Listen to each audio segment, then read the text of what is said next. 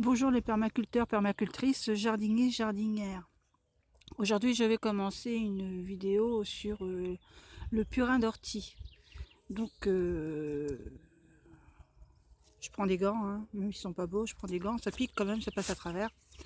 Donc aujourd'hui, première étape, ramasser les orties et les mettre en macération. Donc là j'ai ramassé à peu près la valeur pas loin d'1 kilo d'ortie. Bon, je les laisse entières, il y en a qui les coupent, moi je les laisse entières. Je vais rajouter à peu près l'équivalent de 10 litres, 10 à 12 litres d'eau, enfin, la valeur du seau quoi.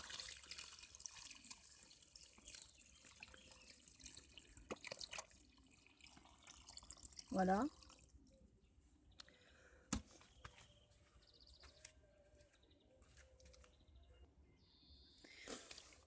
Après, il faudra vérifier tous les jours, venir remuer pour faire échapper le gaz qui s'en échappe. Ça pue en plus, hein, ça sent pas très bon.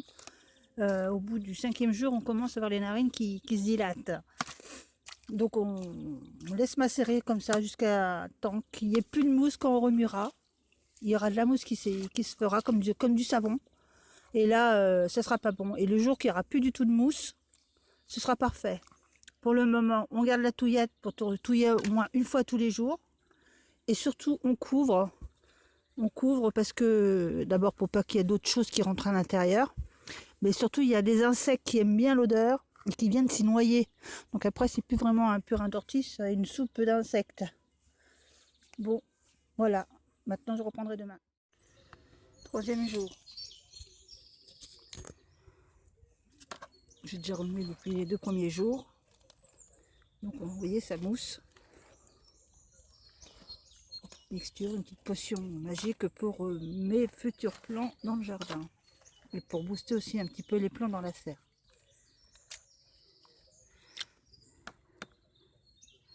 On attendra dans... 5e jour. Purin d'ortie, il mousse toujours. Et puis en plus de ça, vous avez de la chance, vous n'avez pas l'odeur, parce qu'on est au-dessus hein, quand même. Bon voilà, ça mousse encore. Il sent bien en train de se liquéfier. Mais il n'est pas encore utilisable. Enfin, je pourrais l'utiliser si je voulais un petit peu, mais je préfère le laisser venir à maturation. Tant qu'il mousse, je l'utilise pas. Je l'ai tourné, on le retourne. Voilà, à la prochaine vidéo. Bon bah là ça fait 7 jours. Ouh là là. Le niveau d'eau il a même descendu. 7 jours. C'est assez liquéfié. Et ça mousse quasiment plus. Donc demain on passera au filtrage. Et la mise en bouteille.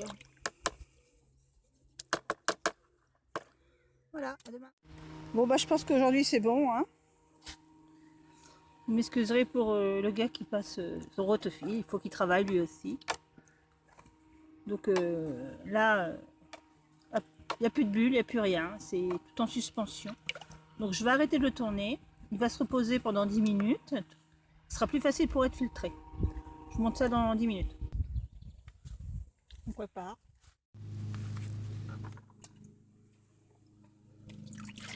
Je passe au filtrage.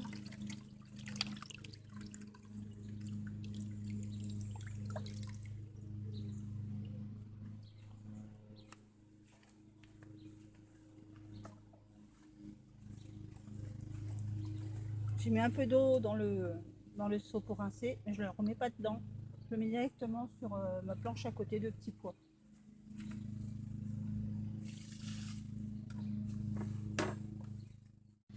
Donc ça, je vais le réutiliser soit sur une butte ou directement sur le compost. Bon, pour l'instant, pour moi, c'est assez filtré. Je vais le transvaser dans un bidon.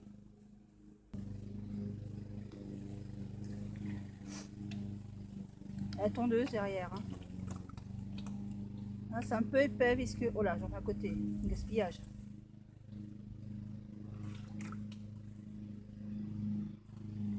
Oh, ça verse pas bien.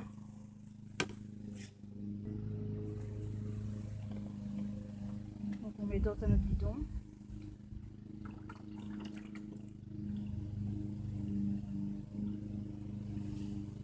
Ça sent vraiment pas bon, hein. Elle est vraiment pure. Hein. Vous l'utilisez comme ça sur des petites mauvaises herbes, ça fera un bon désherbant. Voilà. Pas comme ça pur sur les légumes, parce que sinon ça les brûle. Hein. Il va falloir le diluer à 10% pour pouvoir le mettre sur les plantes. Et à 20% en pulvé pour tuer les pucerons. Et pour ça, il faut bien le filtrer. Donc une fois qu'il est déposé, on prend le dessus et en le diluant pour un pulvérisateur et pour pouvoir tuer les pucerons, c'est pas mal. Pas en total, mais ça en élimine pas mal quand même. Bon, voilà, vous savez ce que c'est de récupérer dans un... Bon, j'ai rajouté mes 2 litres d'eau. Il n'y a plus qu'à arroser. Ça va éliminer un petit peu quand même quelques prédateurs d'ici demain. Et surtout les volatiles. Et booster les petits plants. En l'occurrence, ça c'est de la salade. On va pas leur faire de mal. Les radis.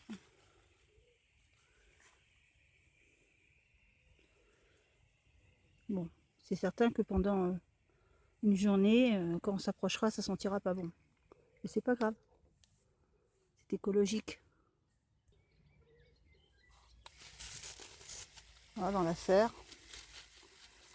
Les siam, les melons, encore quelques tomates, la ciboule, les courges au pepo aux boules d'or. Vous voyez qu'elles sont levées, même que je les ai pris directement dans le fruit. Salade.